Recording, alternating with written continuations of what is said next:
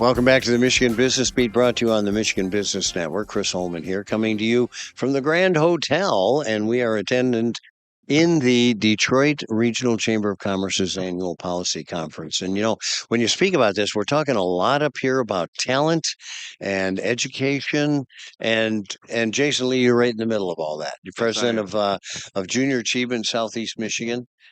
Congratulations, 75 years. You're 70. great. Thank you very much. Thank you very much. But 70, yes. So I have been there for 5 years as their president CEO. But Junior Achievement has been in Michigan for 75 years and 105 years nationally. Yeah, Yeah, unbelievable. Well, I'm a former classroom instructor and board member in the Lansing area. great. So you've got a special place in my heart. And I'm a former educator as well. And all those things are important. One of the big problems right now is workforce, trained workforce, etc. Absolutely. You guys have been doing that for 75 years. So Junior Achievement, we started. A lot of people know 4-H. 4-H was started to create the next generation of farmers for America. Junior Achievement was started to create the next generation of business leaders and entrepreneurs for America. So our first program was our JA Company program, which kids learn how to write a business plan, how to create a product, sell a product, all the things that our business leaders do today. They realized later on is that, in order to be a strong business leader, you need to have strong financial literacy skill sets. So we built a suite of programming around that. And then we realized a lot of our young people have no clue about the opportunities available locally within their markets. So we have a program around career success. And we've been able to do that here in our area. In Detroit, we have a facility as well as in Grand Rapids called our JA Finance Park, where we actually have local businesses provide in part of our financial literacy curriculum, but also it gives them career exposure.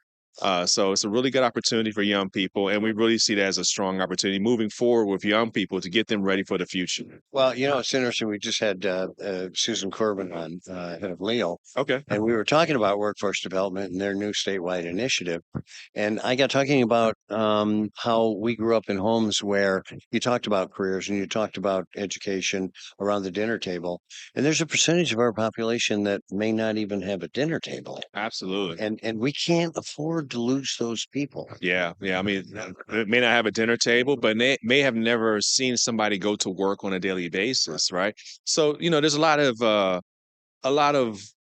I don't want to call it challenge within some of our communities, but there's not Michigan. There's a balance, right? There's people who are high are pretty affluent, and there's people who are struggling, Yeah. and we recognize that, and we work with all populations within Detroit and Southeast Michigan Yeah. in that space. It's kind of interesting. Are all your programs still within the school systems? So no, we've actually, at least in South, so every office works differently. And there's actually 5 offices that cover the entire state of Michigan, including up in the UP. Mhm. Every office works within its community to address the programming needs of its community. We do work with K-12 school systems, but in our office, we've definitely increased our population, our engagement with community-based organizations, because that's where young people are, and that's where they get those life skills. We consider what we do adulting 101 Yeah. and providing those life skills for the future. Yeah.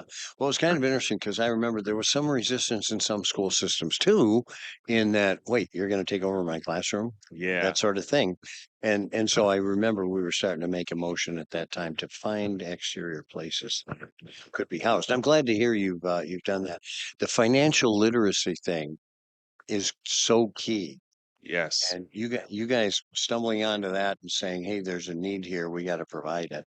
Right. So, a couple years ago, the state of Michigan passed a new high school graduation requirement around personal finance. So the ninth graders of the 24-25 class will have to have this requirement before they graduate from school. Mhm. And it's a demonstrated learning requirement. But the nice thing from Junior Achievement is that 3 of our programs actually meet the requirement as identified by the state of Michigan. So we're really excited about that. And we're spending a lot of time communicating the opportunity to meet the requirement with Junior Achievement and just give kids practical skill sets for them to be successful. Jason, are you able to get volunteers to go in the classroom? Absolutely. So, post during the pandemic, we were digital with volunteers. Volunteers were coming in on Zoom and Teams. There's definitely a demand for in-person volunteers, not only within my office but throughout the state. Mhm. So we like to work with corporations and also community individuals who really want to provide young people knowledge in their communities.